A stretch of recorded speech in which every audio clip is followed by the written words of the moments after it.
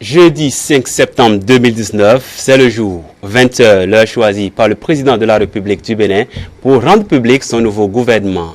Au terme du décret 2019-396 portant nomination du nouveau gouvernement, Patrice Athanas Guillaume Talon remanie et forme son troisième gouvernement. Les spéculations prévoyaient un raz de marée, un tsunami à la limite. Mais c'est mal connaître le président Talon qui réitère par ce fait son entière confiance à la presque quasi-totalité de ses ministres. L'ancienne équipe gouvernementale ne change pas pour autant. Il connaît juste un réaménagement technique pour faire face aux défis de l'heure. Les 3 ministres quittent le navire pour laisser place à 6 nouveaux marins, 6 nouveaux ministres, je veux dire. Remaniement ministériel, une prime au mérite. C'est là le thème de votre émission Mercredi politique de cette semaine. Pour faire le débat, j'ai sur ce plateau 4 invités, 3 plutôt. Aristide Adando-Roussi, acteur politique, observateur politique, membre de l'UP. Bonsoir, monsieur. Bonsoir, monsieur le journaliste. C'est un plaisir de vous retrouver sur ce plateau. Non, c'est plutôt moi qui vous me remercie pour l'honneur que vous me faites encore, que vous faites une fois encore de m'inviter sur ce plateau. À ma droite, j'ai Oswald Akbali, acteur politique, membre du Bloc républicain. Bonsoir. Bonsoir. Tout le plaisir pour nous de vous voir sur ce plateau. Plaisir partagé. En plus, pour compléter le trio, monsieur Sangan Martin. Bonsoir. Bonsoir, cher ami journaliste. À vous, téléspectateurs, nous vous l'annoncions en titre. Le thème de notre émission de ce soir, c'est remaniement ministériel, la prime au mérite. Je démarre juste avec vous, monsieur Adanon aussi. Le président de la République a procédé au remaniement, on va dire au réaménagement technique de son gouvernement pour faire face à la fin de son mandat. De votre position d'acteur politique et d'observateur de la vie politique, et comment apercevez-vous, comment appréhendez-vous ce remaniement? Non, je crois que le chef de l'État est resté fidèle à sa logique de départ. Et quand il était candidat, il annonçait des réformes. Et pour son premier gouvernement, il a fait un bon casting, il a pris ses ministres. Et pourquoi voulez-vous qu'il change? On ne change pas une équipe qui gagne. Donc il est resté fidèle, il ne voudrait pas qu'il y ait trop d'instabilité dans son équipe. Il a dit, je crois que lors de son premier discours, qu'il ne voudrait pas qu'il allait faire des mécontents, même dans son rang. Faire des mécontents, c'est ne pas faire la nommer des ministres à tout vent. Donc je crois qu'il est dans une logique. Il a des réformes qu'il est en train de conduire avec son équipe depuis 3 ans déjà. Et les résultats sont probants sur le terrain. Et donc, ne demandez pas au chef de l'État, au chef d'orchestre de changer de cadence, de changer de rythme, parce que nous sommes à 1 an et demi de la fin du quinquennat. Et ce n'est pas à ce moment qu'il faut commencer à vaciller. Donc je crois que c'est la logique de mon interprétation. C'est une logique, il est constant dans sa logique. Monsieur Oswald Akbali, une brève interprétation de ce changement de cap.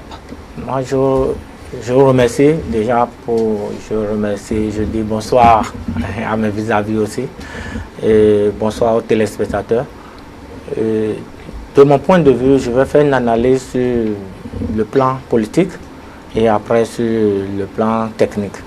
Juste pour entrer dans le vif du sujet. Pour entrer dans le vif du sujet, moi je dirais que le chef de l'État a essayé de concocter les 2 partis qui ont pu se mettre ensemble pour l'accompagner dans la réforme du système partisan. C'est important de le souligner parce que on voit aujourd'hui qu'il y a d'autres partis qui soutiennent le chef de l'État mais qui n'ont pas été récompensés ou remerciés par ce remaniement.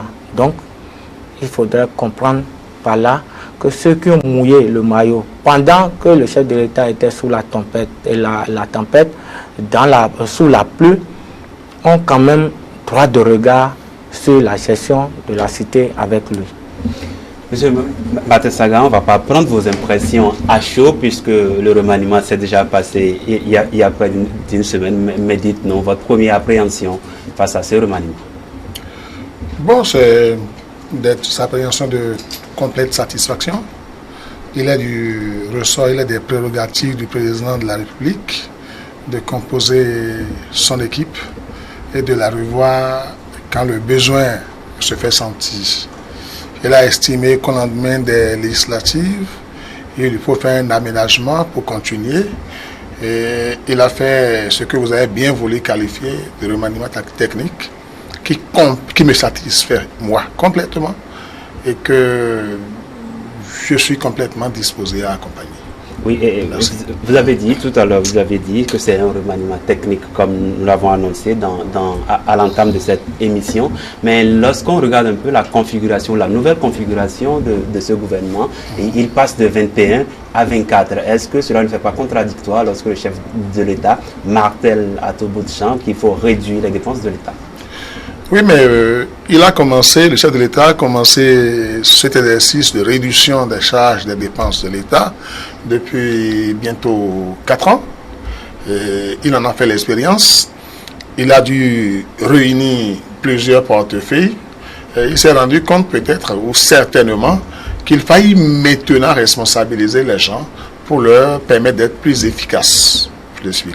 C'est ce qui justifie certainement ce dédoublement ou cet éclatement d'un certain nombre de gros ministères pour permettre aux nouveaux promus, aux nouveaux ministres d'apporter la preuve de leurs compétences.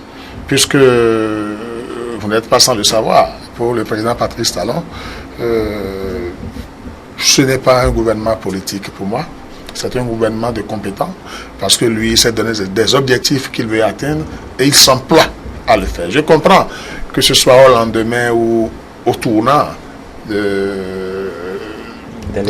législatives et que tout le monde attend qu'il y ait un remaniement, tout le monde attend qu'il y ait un bouleversement. Les gens sont même allés jusqu'à dire qu'on renouvellerait l'équipe à 80%, mais vous avez constaté, il est resté constant, il est resté fidèle à lui-même. Il y a eu de petits changements, mais c'est toujours pour devenir plus efficace. Monsieur Akpali, vous semblez tantôt dire que vous vouliez faire une interprétation politique et technique de ce gouvernement. Sur le plan politique, qu'est-ce qu'on peut retenir? Oui, merci, monsieur le journaliste. Moi, sur le plan politique, je dirais qu'ils nous souviennent qu'ici même, au Bénin, le chef de l'État, avant même le début des réformes du système partisan, avait martelé qu'il est vraiment difficile pour un chef de l'État de former son équipe gouvernementale, vu qu'il doit consulter plus d'une vingtaine de partis politiques.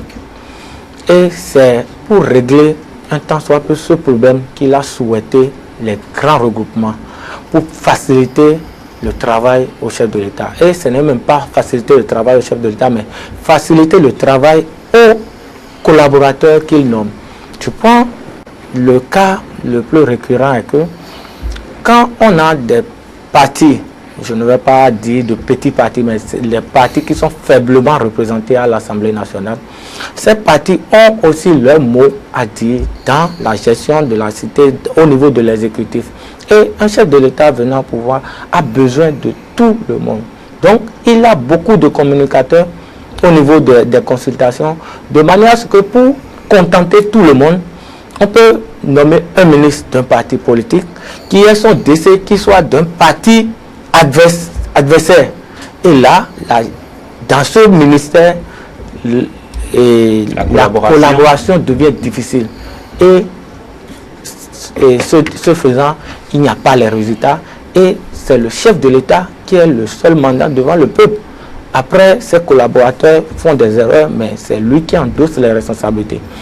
Aujourd'hui, avec le système partisan, on a vu qu'il y a deux grands regroupements qui sont des regroupements de plusieurs partis qui se sont mis ensemble pour accompagner cette noble réforme. Et la réforme aboutissant, il faut quand même récompenser ou conforter ceux-là qui ont mouillé le maillot pour leur donner une position donnée. Si je reviens sur le plan maintenant technique, oui, je dirais que la lassitude n'a pas été donnée aux leaders de ces partis politiques de proposer juste des personnes à des postes donnés. On leur a dit, c'est vrai qu'on veut choisir des gens chez vous, mais des gens qui ont la compétence de gérer des ministères donnés. Je donne l'exemple de deux ministères qui reviennent au bloc républicain. Le ministère de la communication. Vous voyez, aujourd'hui, on a mis un avocat. Et quand certains disent que les avocats parlent beaucoup, c'est vrai que Maître Orunla est un avocat de métier, mais il a plusieurs autres formations à son actif. L'homme, depuis l'université, a fait la communication, est même passé par des journaux estudiantins. Il a l'art oratoire facile et ça permet aujourd'hui qu'arriver à une vitesse de croisière, parce que nous sommes à 1 an et demi de la fin du mandat du président. Oui. Je ne dis pas que la scission était du fait de l'incompétence du ministre qui avait tous ces départements ensemble. Mais aujourd'hui, le peuple exige que la vitesse de croisière soit atteinte et on a besoin de nouvelles personnes pour insuffler encore plus ces départements. C'est pour cela que à ce ministère, on a dû faire la scission. Si vous permettez que je donne un deuxième exemple, c'est le ministère de la Culture, du Tourisme et des Arts. Vous voyez qu'on a mis quelqu'un qui a déjà fait ses preuves par le passé à ce ministère. C'est pareil pour le ministère des Infrastructures. Oui, en parlant des ministères, on y reviendra au cas par cas. Merci.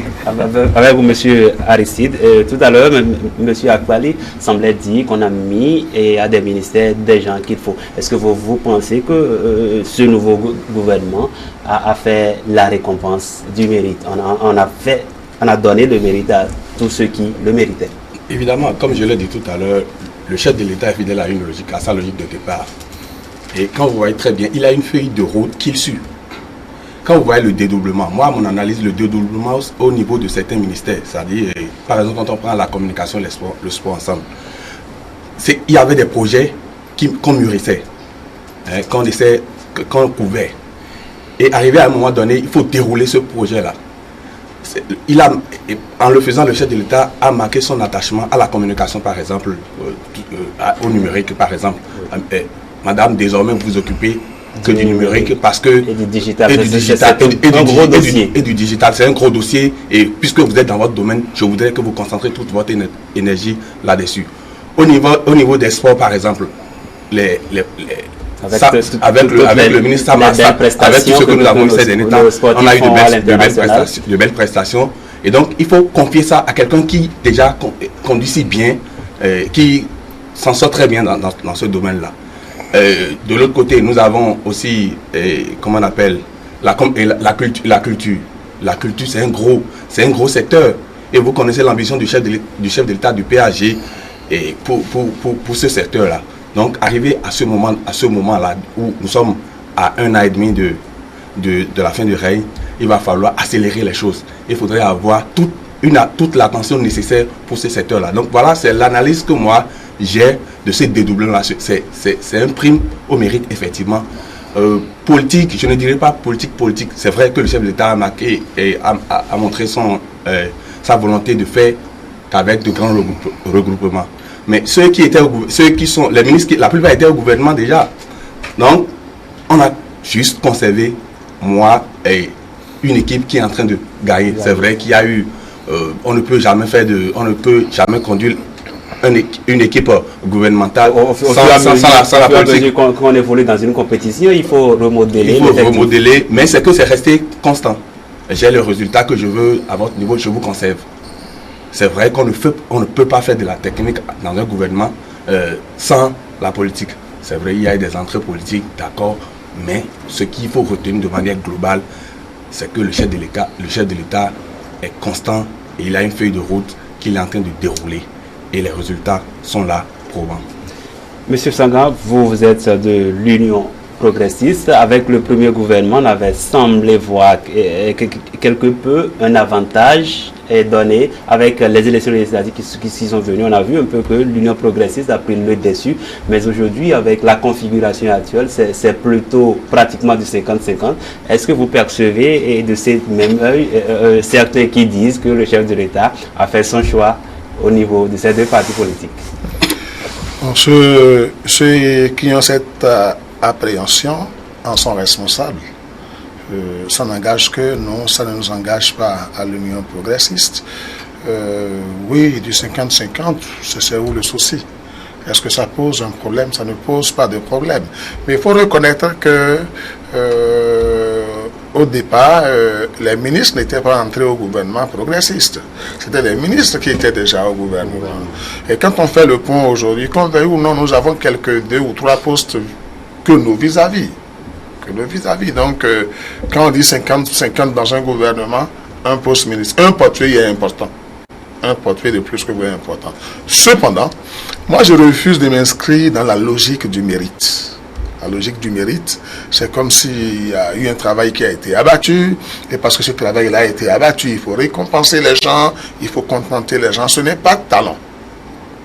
Talent. Non, mais en fait, ici, le mérite, le oui. sens dans lequel nous le prenions, c'est le mérite de la compétence en termes de travail et pendant les 3 ans qu'a passé. Oui, mais ça là, il faut beaucoup plus l'attribuer aux ministres qui sont restés. Encore que ceux qui en sont sortis n'ont pas démérité. Il n'y a pas eu de plainte de compétences. On n'a rien à trouver à leur reproche. Nous avons vu des gouvernements dans ce pays. On a vu des gouvernements où il y a des couacs, où il y a des casseroles, où il y a tout ce que vous savez. Des ministres qui, pendant même qu'ils étaient au gouvernement, défilaient dans des unités de police pour se faire entendre. On n'a pas connu ça avec le président Talon. Nous ne connaîtrons pas ça. Donc le mérite, c'est saluer ceux qui sont restés pour le travail qu'ils ont abattu. Saluer également ceux qui sont partis. Parce qu'à un certain moment, il faut que certaines s'effacent pour que d'autres viennent. Parce que tout le monde, on ne peut pas rester dans une position tout le temps. Tout le temps. Donc le président a estimé qu'il fallait changer un peu. Il a remercié certains, pas des déméritants du tout, et il a fait entrer d'autres. Je refuse de parler du mérite, comme on le dit là, comme si c'était une obligation pour le président Talon au lendemain des législatives de remanier son gouvernement ou de tenir compte des tendances politiques. Encore qu'en parlant aucun de nos tests, aucun des tests de la République ne lui fait obligation de remanier son gouvernement au lendemain des législatives. Il est libre de le faire, il est aussi libre de ne pas le faire. Et Patrice Talon, c'est quelqu'un de fidèle à lui-même. C'est quelqu'un de fidèle à lui-même qui se fixe des objectifs et qui s'emploie à les atteindre. Il ne regarde pas à gauche, il ne regarde pas à droite. Ce n'est pas quelqu'un qui contente. Même si à un certain moment, il a dû associer les forces politiques, aujourd'hui présents à l'Assemblée, au renouvellement de cette équipe-là. C'est pas pure courtoisie, c'est pas pure diplomatie politique qu'il l'a fait, il n'était pas obligé. Donc, qu'il sorte tous les ministres de mon parti ne voudrait pas dire qu'il a préféré le bloc républicain à nous. Mais que le gouvernement soit même constitué à 100% de ministres du bloc républicain ne veut pas dire que nous déméritons. Donc, je ne souhaiterais pas que le débat se fasse sous ce temps-là, mais que nous regardions les défis à relever et que nous encouragions les nouveaux ministres à se mettre à travailler, être à la hauteur de la mission qui leur est confiée. Voilà. Monsieur Adamo, si vous semblez patienter sur la question. Je voudrais apporter un rectificatif. Quand on parlait de mérite, ce n'était pas au niveau individuel. C'est bon. Moi, je parlais au niveau général. C'est-à-dire le résultat du gouvernement pris dans son ensemble. Ce n'est pas un individu, un ministre pris individuellement, mais c'est de manière générale. J'ai dit, il a une constance. Et quand il parle de constance, c'est tout un ensemble, ce n'est pas individuellement. Et comme l'a dit M. Sangan, ce n'est pas les départs du gouvernement, cela ne veut pas forcément dire que ceux-là ont démérité. Et peut-être, nous ne sommes pas dans le secret des dieux, peut-être que le chef de l'État les veut à un autre niveau, à ses côtés. Donc voilà, c'était le rectificatif que je voulais apporter rapidement. Monsieur Oswald, lorsqu'on regarde un peu, qu'on voit les nouveaux venus, en termes de nouveaux venus, on a Mme Eleonore Yahi qui vient au gouvernement. Quand on se réfère un peu à cette configuration ou à sa coloration politique de par le passé, n'est-ce pas comme un trouble fait que de la mener dans ce gouvernement? J'aurais bien voulu que vous posiez la question à M. Répondez. Parce que tout à l'heure, il m'a dit que le chef de l'État n'avait pas fait un remaniement politique. Mais je dis, l'homme, au-delà de tout, est un politique, qu'on le veuille ou pas. Et nous sommes en politique. En politique, il y a le jeu d'intérêt qui se joue. Et on ne vient pas jouer du ludo, mais on vient jouer du judo. Donc c'est un terrain très très glissant tout de suite et encore au cas où l'atterrir, tout ça. Donc il faut être fin stratège comme un président Patrice Talon pour comprendre les politiques, pour conforter les gens parce qu'il a besoin de ça. Nous sommes bien sûr à 1 an et demi de la fin du mandat et il faut booster le PAG pour arriver à un niveau donné consistant pour que les populations puissent se dire oui, nous sommes fiers de notre président. Je veux revenir à votre question sur Madame Éléonore Ladekang-Yaye pour dire que le chef de l'État va chercher les compétences où que ce soit dans, que vous ayez des connotations politiques opposantes ou familiales, lui il veut la compétence parce que la dame est docteur de son rang, elle est troisième vice-recteur de l'université d'Abomey-Calavi. Elle a fait le CNU par le passé, elle a été ministre de la République avant d'être encore connue. Aujourd'hui, ce n'est pas étonnant de voir les FCBE se lever et dire qu'ils ne sont pas, et qu'ils ne cautionnent pas, mais ne nous attendons pas à autre chose. Ils sont partis de l'opposition. Même si on va chercher un certain, je donne le secrétaire général, il va siéger au gouvernement, mais le parti va dénoncer ça. Vous savez pourquoi? Nous sommes dans un jeu où les FCBE se montrent aujourd'hui comme dans un amphibien, un animal qui peut vivre dans l'eau et vivre aussi hors de l'eau. Il est hors de l'eau devant nous tous et il nous dit oui, je suis avec vous, mais je vais rentrer dans l'eau. Mais si vous me suivez dans l'eau, ce n'est pas de la même manière que je respire dehors que je respire dans l'eau. Parce que quand vous allez le suivre dans l'eau, vous allez mourir. Parce que vous n'avez pas été habitué à ces deux vies. Et c'est ce qui est dommage quand les populations n'arrivent pas à faire la part des choses et comprendre que le développement de cette nation importe vraiment au chef de l'État.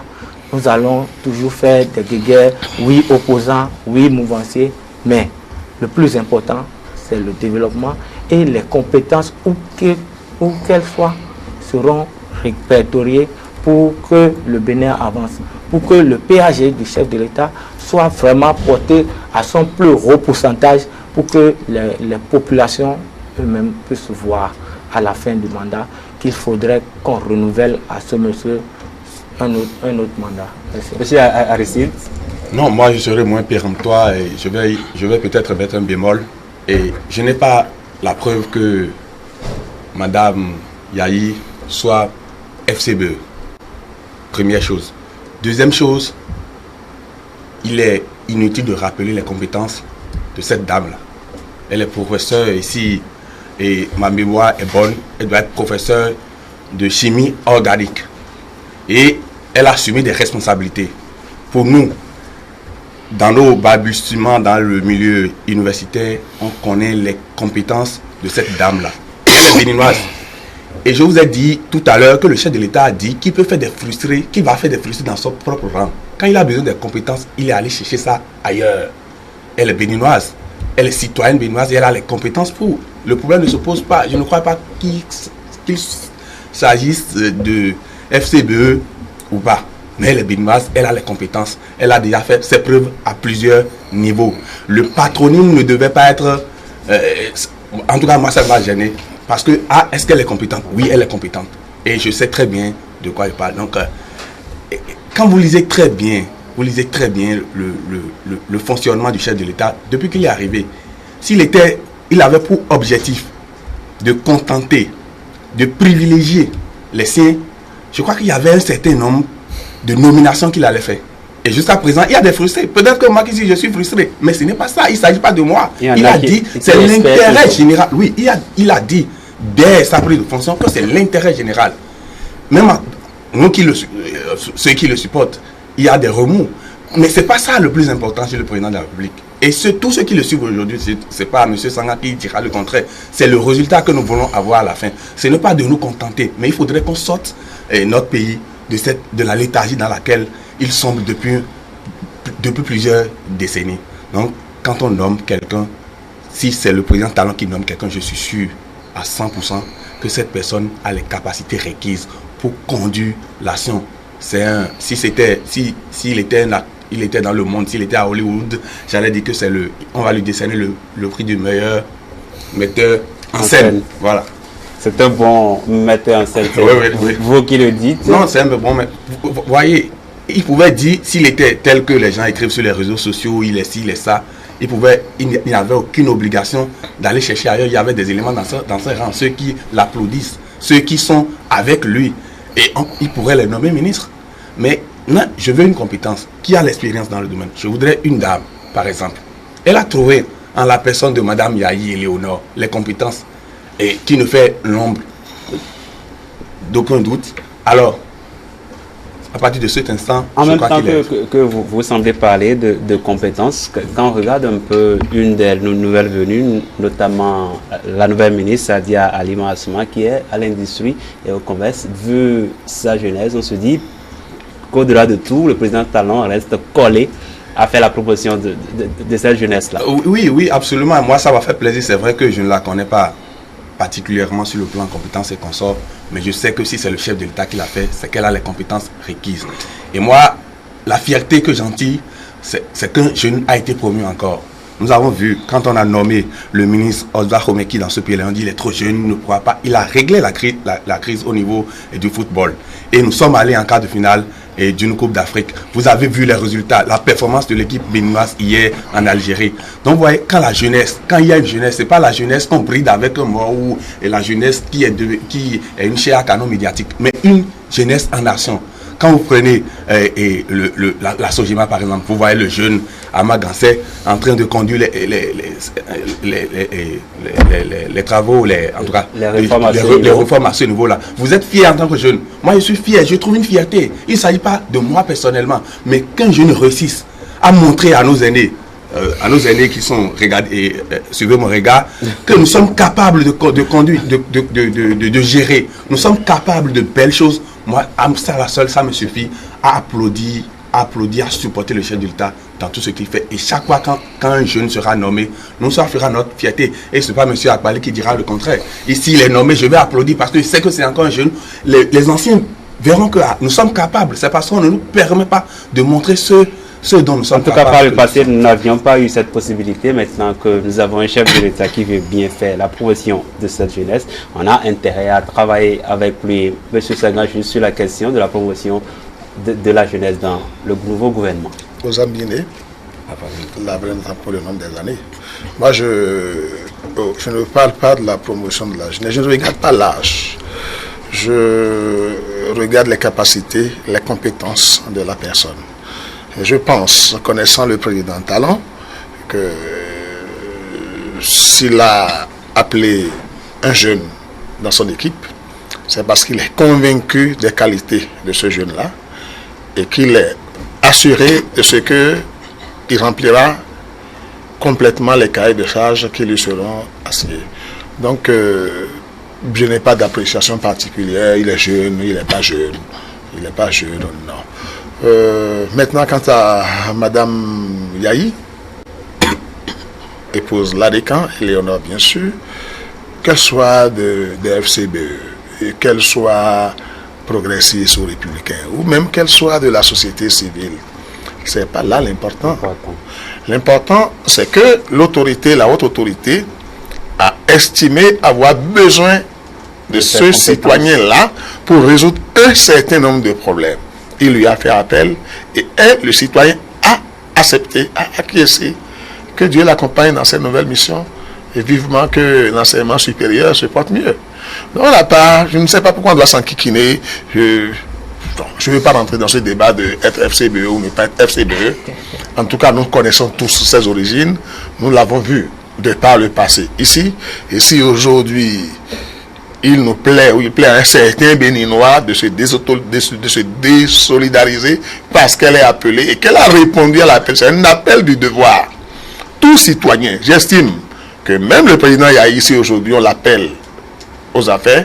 S'il est un citoyen normal, il devrait accepter. Il devrait accepter, apporter sa contribution à la construction de la nation. Non, je ne vois pas, je ne comprends pas cette guerre des amis que vous connaissez et que moi je ne vais pas nommer, à vouloir nous démontrer qu'elle n'est pas de leur chapelle, qu'elle n'a jamais été de leur chapelle, et que.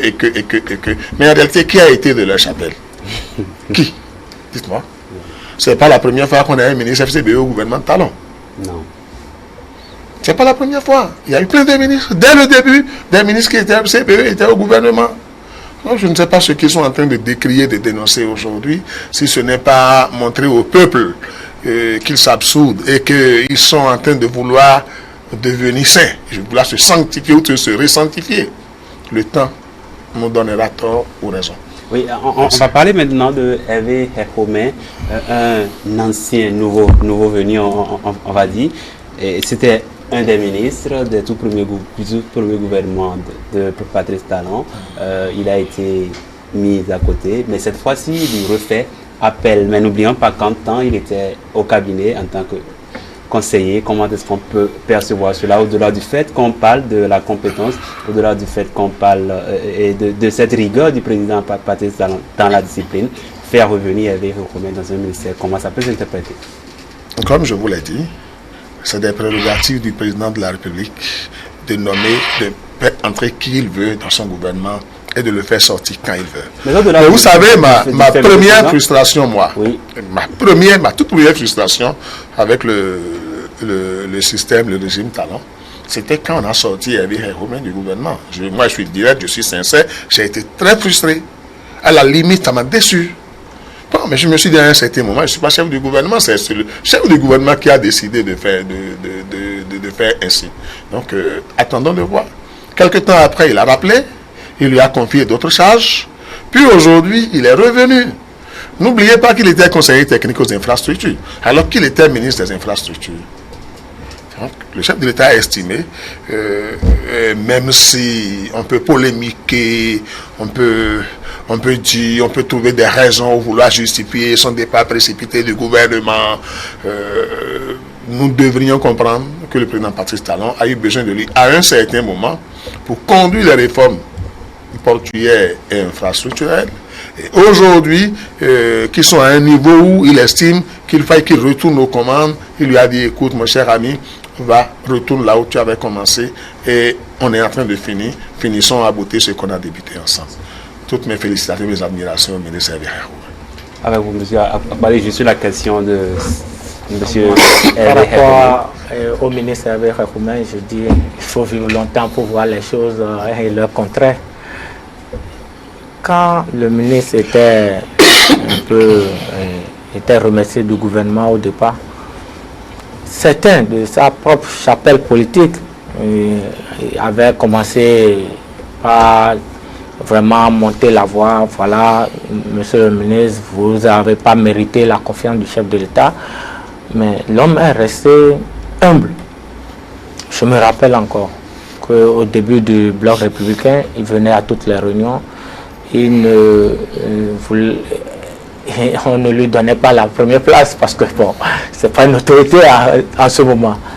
Mais l'homme est resté égal à lui-même, patient, et je crois que c'est le retour d'ascenseur. C'est pour cela que en politique, je profite de votre plateau pour dire qu'en politique, il faut faire beaucoup attention. Parce que ceux-là même qui critiquaient Hervé Herkomé, même dans son propre ministère, des gens qui étaient dans son cabinet l'ont critiqué. Voilà l'homme revenu dans ce même ministère. Ce n'est pas un autre ministère, dans ce même ministère. Donc, vraiment, il faut beaucoup faire attention. Et dans la vie, ce sont des leçons. Et que chacun puisse vraiment prendre ce qui est bon, ce qui est mauvais et avancer. Oui, vous semblez tantôt dire qu'il y avait eu des critiques à l'endroit de ce ministre. Ça c'est un train. Il était parti. On ne va pas lui dire de jeter la pierre à tous ceux-là qu'il avait critiqués à son départ. Non, je crois que dans la vie, la première leçon qu'il faut tirer de l'arrivée du ministre Herkomé au gouvernement, le retour du ministre Herkomé au gouvernement, c'est qu'il faut savoir raison garder. Et il avait été vitriolé. Les gens l'avaient traité de tous les noms parce qu'il n'était pas d'accord avec un certain nombre de comportements d'une grande autorité, dont je tais le nom ici. Et sur les réseaux sociaux, les gens avaient raconté des histoires. À nos jeunes, c'est une leçon pour nous dire que rien n'est définitif dans la vie. Il est revenu, et pour parler de ces il est superfétatoire de revenir sur les qualités et les compétences du ministre Khékhoumé. Et je crois que c'est seul le chef de l'État pourra dire avec exactitude, parce que la Constitution lui donne toutes les prérogatives. C'est à lui seul de dire, de savoir, de nous dire pourquoi il a ramené au gouvernement. Mais sur le plan de la compétence, son arrivée, je crois que c'est pour finir en beauté, parce que on sait ce dont l'homme est capable, c'est-à-dire le ministre Khékhoumé est capable. Donc nous lui souhaitons toute la réussite nécessaire pour que nous puissions aller à bon port. Non, je ne dirais pas à bon port. C'est une escale, hein, juste une escale, et reprendre le vol encore en 2021. Voilà, on fera une escale. Monsieur Madi Sanga, c'est vrai que vous n'aimez pas trop parler, qu'on parle de récompense du mairie, récompense à qui que ce soit, mais quand on regarde le ministère des Affaires sociales et de la microfinance, une femme qui s'en va, une autre qui vient, Madame Véronique Mewanou, et cette dame, on l'a vu au devant de la scène, c'est quelques jours avant le remaniement, c'est une dame de l'Union progressiste qui avait en charge la conduite de certains projets au niveau de ce parti-là. Après que tous ces projets soient mis en route, ou il y a eu un début de commencement et qu'on la voit propulser à ce niveau, c'est vrai que c'est l'Union progressiste, mais est-ce que quelque part, ce n'est pas ce mérite dont on parle? Si c'était Elle a mouillé le maillot, comme on le dit. Si c'était une récompense liée naturellement aux législatives, je pense que ce n'est pas ma soeur, ma chérie, comme je l'appelle, qui serait au gouvernement. Ce n'est pas une récompense. Il y a plein de personnes qui ont joué d'importants, d'éminents rôles, qui ont pris de grands risques pendant tout le processus électoral. Vous n'êtes pas sans le savoir. Vous comprenez? Donc c'est pas... Cessons de croire en cette affaire de récompense ou en cette affaire de... C'est pas ça. Le président Talon a besoin des gens de compétences pour conduire un certain nombre d'activités, de projets. On lui a fait des propositions. Il a regardé dans les propositions qui lui ont été faites. Et il a choisi la personne que lui pense être à même de le faire. Et je vous assure, la dame, quand elle conduisait ce projet-là, elle était à 1000 lieues de s'imaginer ou de se voir au gouvernement du jour au lendemain. Je voudrais vous assurer qu'elle n'aurait pas conduit ces projets et que si elle devait être au gouvernement, elle y serait. Donc, il faut qu'on sorte un peu de cette affaire de... Ça ne peut pas être, on vous dit venez travailler, on dit c'est une récompense. Non, c'est pas possible. La fonction de ministre, c'est une fonction de service, c'est des métayers. On vous dit venez travailler, travaillons ensemble pour relever des défis, et on dit on a récompensé. C'est comme si au ministère, il y a une mine d'or et quand vous devenez ministre, vous allez ramasser. Mais c'est du boulot. On a cru en sa compétence, on a estimé qu'elle est à même de relever les défis, on lui a confié le portefeuille, et il lui appartient de se révéler. Et je parie qu'elle va se révéler. Nous sortons déjà de cette émission, c'est la dernière ligne droite, monsieur Akpali. On va parler de ces ministres qui ont confirmé, je ne veux pas trop employer ce terme, mais des ministres qui ont fait leur preuve et qui continuent de le faire, notamment le ministre des Mines. En parlant de ce ministre-là, pour tout ce qu'il a réalisé, on se rappelle bien que c'est à son air que cette centrale a vu le jour. Oui, le ministre Dona Oussou est un homme du métier.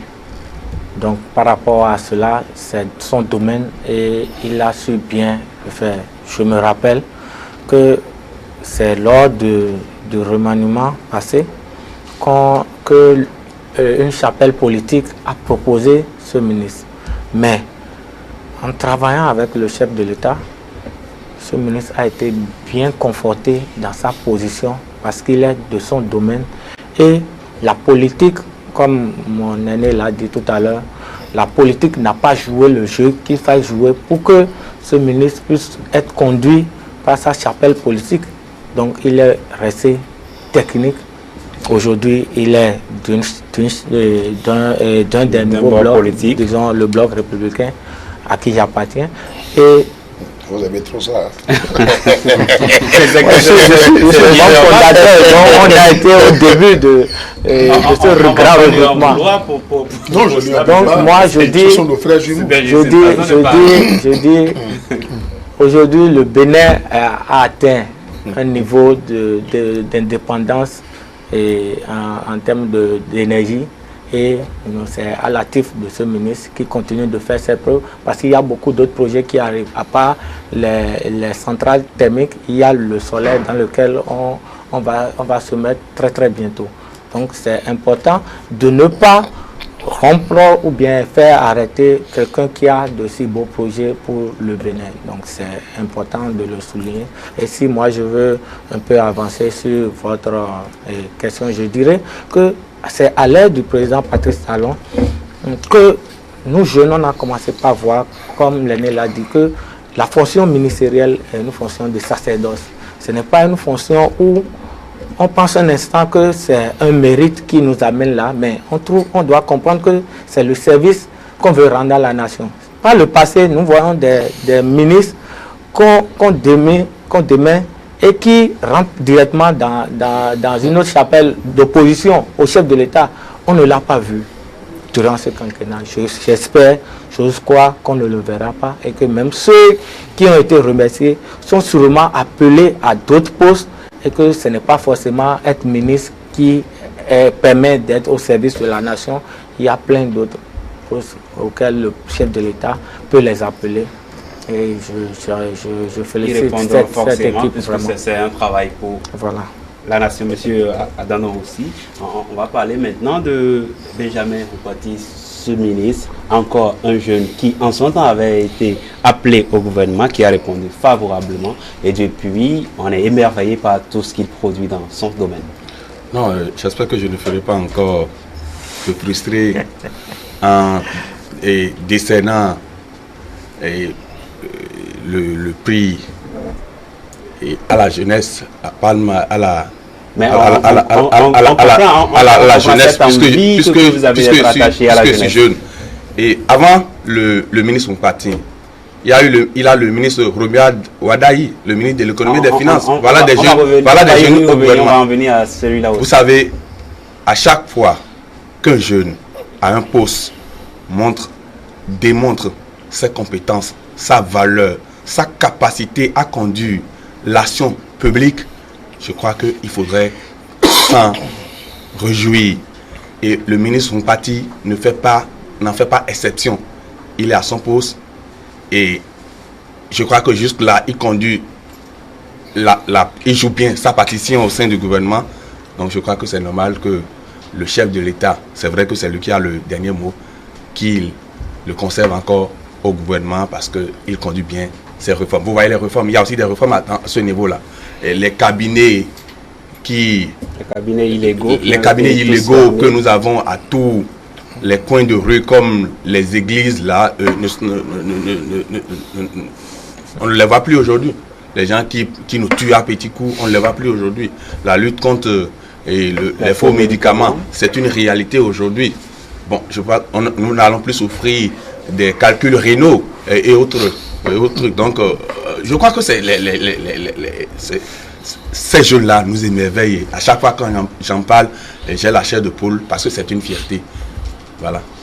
Monsieur Sagan, on va parler de Romuald Wadayi. C'est un monsieur que personne, en tout cas, pas moi, ne connaissait avant l'avènement du président Patrice Talon au pouvoir. C'est des gens de la diaspora qui l'a fait venir. Il les a révélés ou plutôt, ce sont eux qui se sont révélés. Oui, vous voulez qu'on parle de Romuald Wadayi en termes de quoi? En termes de compétences, en termes de prestations dans ce gouvernement. Comme je le disais au début, Patrice Talon doit être vu comme un épiphénomène. Un épiphénomène parce que c'est le premier chef d'État qui a eu un gouvernement plus ou moins constant depuis son avènement. On n'en a pas connu ça. On a connu des pouvoirs avec des dizaines de remaniements avant la fin de la première mandature. Le ministre Wadayi, on l'avait cru jeune, on l'avait cru inexpérimenté, on avait même estimé que c'est par favoritisme ou par affinité personnelle avec le chef de l'État nouvellement élu, qu'il a été, je voulais utiliser le terme de Bertin Bonnat, qu'il a été, de Mathieu Kérékou, qu'il a été bombardé ministre des Finances. Mais le Genot nous a apporté, nous a étalé toutes les preuves de sa compétence. Toutes les preuves de sa compétence. Vous estimez que pour nous contenter ou pour récompenser ou pour... On l'enlève pour dire, bon, lui, il a fait son temps, il est jeune, et venez le remplacer. Je passerai de là pour aller vers le ministre Omeki. Tout jeune ministre, tout jeune ministre. Vous avez vu comment notre maison sport, ce que souffrait notre maison sport depuis longtemps. Vous avez vu ce que nous avons vécu depuis des décennies où on n'arrivait même pas à sortir la tête de l'eau. Hein? On se noyait davantage de jour en jour, on se noie pendant que des individus s'enrichissaient sur le dos de ceux qui vont au charbon. Vous avez vu ça? Mais de manière méthodique, subtile, il n'est pas venu à relever sa discipline, il n'est pas venu à redonner le blason du Bénin. Vous voyez, à nos équipes aujourd'hui se révéler.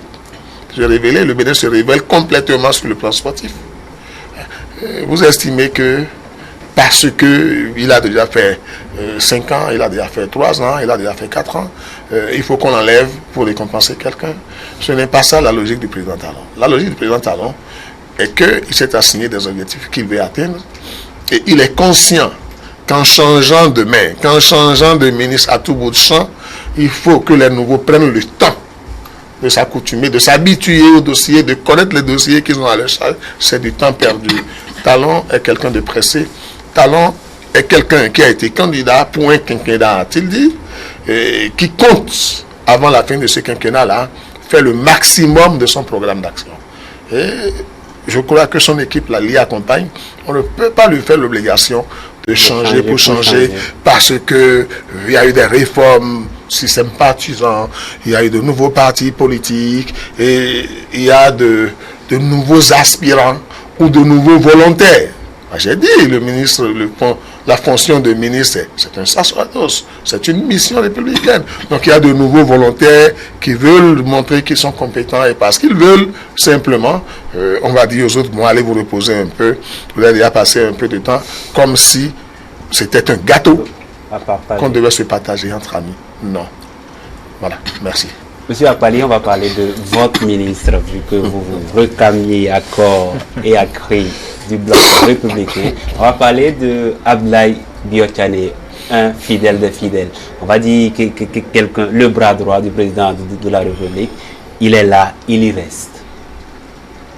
Ouais, bon, tout est déjà dit, on ne change pas une équipe qui gagne. Et Abdoulaye Biotchane... Au-delà de toutes les critiques que l'homme a subies dans son fief électoral, tout et tout, le président de la République lui renouvelle sa confiance et le maintient à son poste. Oui, il demeure... il a un charisme qui ne dit pas son nom. Qu'on le veuille ou pas, Abdoulaye Biotchane a toujours été droit dans ses bottes et sait où il va. Donc, ce n'est pas anodin. On ne peut même pas, honnêtement, lui en vouloir sur quelque dossier que ce soit. Donc c'est à juste titre que l'homme est maintenu dans sa position et plus réconforté par le nombre de partisans et de sa chapelle politique qui se retrouvent dans l'équipe gouvernementale.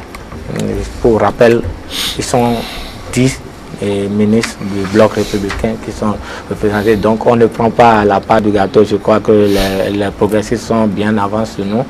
Ils ont une douzaine, pour ne pas dire 13 si on doit compter le ministre de la Santé. Je ne sais pas si le ministre de la Santé est UP. Bon. En tout cas, au-delà de ça, on a pris les compétences qu'il fallait dans chacun des deux partis qui sont avec le chef de l'État. Monsieur Azan, c'est aujourd'hui que Dado aussi, autant pour moi. Aujourd'hui que ce nouveau gouvernement est mis en place, nous sommes à près d'1 an et demi de la fin du quinquennat. Nous sommes à quelques mois des communales. C'est vrai que le président Patrice Talon, à sa prise de pouvoir, avait dit qu'il n'était pas venu pour faire de la politique, mais chemin faisant, est-ce qu'on ne voit pas un peu comme si la politique est en train de le rattraper? Non, je ne crois pas qu'il ait dit qu'il n'allait pas faire de la politique, mais pas de la politique politicienne. le mot politique vient d'abord de politique, du grec politique, l'art de gérer. Vous, celui qui a cette société, le directeur de ETL par exemple, fait de la politique. Il faut savoir manager les gens, savoir manager le matériel, c'est déjà de la politique. Mais la politique politicienne qui consiste à avoir un regard selon lequel on vient au gouvernement pour se gaver, où on change 536 ou 33 ministres en 10 ans pour des résultats piteux, le chef de l'État n'est pas dans cette logique. Vous voyez, donc il n'est pas dans la logique de contenter tout le monde. S'il voulait faire de la politique telle que nous la concevons, je crois qu'il allait changer l'équipe, comme l'a dit M. Sandan tout à l'heure. Pourquoi voulez-vous qu'il change alors qu'il a les résultats? Donc il voudrait qu'il contente. Ils sont des milliers à l'Union progressiste, ils sont des milliers au Bloc républicain et d'autres soutiens du chef de l'État. Et si nous devons à chaque fois, si le chef de l'État doit à chaque fois changer, comme certains l'ont fait par le passé, c'est comme si on revient à la case du départ. Donc il s'est démarqué ça, de tout cela et de tout ça. Et puis il conduit, il est en train de gérer pour avoir des résultats. Donc c'est aussi de la politique, c'est de la politique. Et il a dit, je ne voudrais pas négocier, je ne voudrais plus qu'on négocie, pas lui personnellement, je ne voudrais plus qu'on négocie avec des clubs électoraux. Parce qu'entre-temps, nous avons, je l'ai dit une fois sur ce plateau, nous avons des établissements. Nous avons des SAR, sociétés à responsabilité limitée, nous avons des SA. Nous avons des petits partis. Et il y avait des sociétés en commandite, c'est bon, c'est tout ce que vous voulez. Mais aujourd'hui, nous sommes devant des SA. Même quand ils veulent consulter les politiques, que ce soit l'UP, le Bloc républicain, on sait qu'on négocie avec des idées. J'ai eu la chance de causer la dernière fois avec l'honorable de ma localité, il est UP, et je lui parlais de notre mairie. Il disait, rien ne sera plus comme avant. J'ai dit, quelle garantie avez-vous, honorable? Et il me disait, non, si nous gagnons, et que c'est nous qui sommes maires, c'est l'UP, c'est l'Union progressiste qui dit, voilà ce que vous allez faire. Voilà, si vous ne le faites pas, on vous démet parce que nous aurons la majorité. Et que c'est pour de voir les retombées de la réforme du système partisan. Que quand l'UP, par exemple, a un candidat, a un maire, qui lui dit la conduite à tenir. Nous sommes là, nous sommes un grand parti, nous avons des idéaux à défendre. Si c'est le Bloc républicain, nous avons des idéaux à défendre. Et donc, vous ne pouvez pas faire à votre guise. Si vous n'êtes plus en phase avec les idéaux du parti, on vous change. Donc, c'est déjà les retombées de trucs. Or, avant, un seul individu qui n'a aucun poids se lève et devient maire. Et c'est du il fait à sa tête. Je vais finir en revenant sur le sport, par exemple. On connaissait plus les dirigeants du football, par exemple, que les joueurs. On n'avait jamais joué de par le passé. Je crois qu'un joueur l'a dit sur une radio internationale, dit qu'il n'a jamais joué un match amical de prestigieux comme contre la Côte d'Ivoire, comme l'Algérie. C'est le gouvernement qui décide, c'est le gouvernement qui débourse. Et entre-temps, les gens s'arrogeaient la part du lion et les joueurs n'avaient rien. Mais aujourd'hui, nous avons joué en 3 jours, en moins de 5 jours, 4 jours, nous avons joué 2 matchs amicaux de luxe. Et si je comprends très bien, on a même été invités. On a été invités. Il me semble que c'est la Côte d'Ivoire qui nous a invités, c'est l'Algérie qui nous a invités. Donc ça voudrait dire quoi? Ça voudrait dire que quelque chose est en train de se faire, bien qu'il n'ait pas contenté les intérêts divergents et antagonistes, il est en train d'avoir un résultat sur le terrain. Et donc c'est ce que nous voulons. Que veut le peuple? Le pain et la paix. C'est pas un truc à, comment on appelle, c'est pas un podium c'est pas un défilé de mode où on va voir passer les ministres, voir leur beauté, comme ça. On veut des résultats. Et le chef d'État est dans cette logique-là. C'est pourquoi nous l'avons toujours le soutenir, l'applaudir, n'en déplaise au gazouillement des grives. Vous m'excusez l'expression. Mais c'est ça, juste en 2 minutes, et là ce sera votre mot de la fin. Le gouvernement est formé, on connaît tous les aboutissements du PAG, mais dans l'immédiat, quels sont les chantiers sur lesquels vous attendez ce gouvernement? Il n'y a pas de chantier qui ne soit pas important. Tous les chantiers ouverts sont importants. J'attends de nos nouveaux ministres, de nos tout nouveaux ministres. Et quand je parle de nouveaux ministres, c'est un nouveau décret qui a été pris. Ça veut dire que tout le gouvernement est un nouveau gouvernement. J'attends qu'ils poursuivent les chantiers qui ont été ouverts et qu'ils aillent plus vite que par le passé pour que d'ici à 2020, nous puissions commencer réellement par constater l'aboutissement des grands projets et des grands programmes contenus dans le PHG. Je leur demande de faire montre d'humilité, comme ils en ont l'habitude, et de ne jamais croire que c'est une récompense ou que c'est un appel à se remplir la poche que d'être nommé ou d'être reconduit dans un gouvernement, de se comporter comme des citoyens, de se mettre à l'école de leur chef et d'aller vite, de ne pas avoir d'état d'âme. Tout à l'heure, j'ai entendu dire qu'un ministre a été vitriolé, mais c'était trop bête. Si les gens se livraient à ça, c'était trop bête. Parce qu'il nous suffisait de faire un retour en arrière et de voir ce qu'a vécu l'actuel président dans ce pays. Il n'a pas que été vitriolé, il a été recherché. Il a été poursuivi. Et le sort a voulu que ce soit lui qui vienne remplacer celui qui lui en voulait le plus. Donc on devrait se méfier. On devrait se méfier quand on sait que demain ne nous appartient pas. Quand on sait que ce qui se passera dans les minutes d'après n'est pas de notre ressort et qu'il y a un être suprême qui gouverne et qui gère chacune de nos vies, nous devons toujours faire attention. Et c'est à cela que j'invite les citoyens, les Béninoises et les Béninois, c'est à cette retenue que je les invite, et afin qu'ils puissent accompagner le gouvernement, qu'ils puissent accompagner le chef de l'État. Parce que quand il aura fini, quand il aura réussi son quinquennat, quand il aura réalisé tous les projets, toutes ses ambitions, il ne le ferait pas pour la famille Talon. Il ne le ferait pas pour Patrice Talon. Il ne va pas le faire pour l'Union progressiste, mon parti politique. Il ne le ferait pas pour le BR. Il ne le fera pas contre la FCBE non plus. Il ne le fera pas contre Restaurer l'Espoir. Mais il fera tout ça là pour le Bénin, pour le bien-être des Béninois. Alors nous avons le devoir sacré de l'accompagner et d'accompagner le gouvernement. Je leur souhaite mon vent et que Dieu les protège. Merci à vous, M. Akwali. Votre conclusion?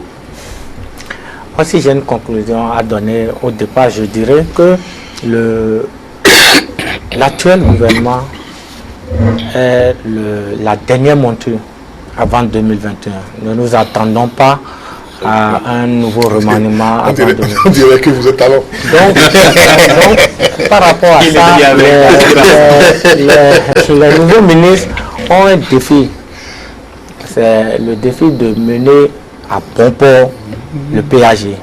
J'avoue qu'à la date d'aujourd'hui, nous avons déjà dépassé les 50% de réalisation. Et le peuple est quasiment, disons, un peu goûte déjà au fruit. La promesse des fleurs est tenue et on a espoir.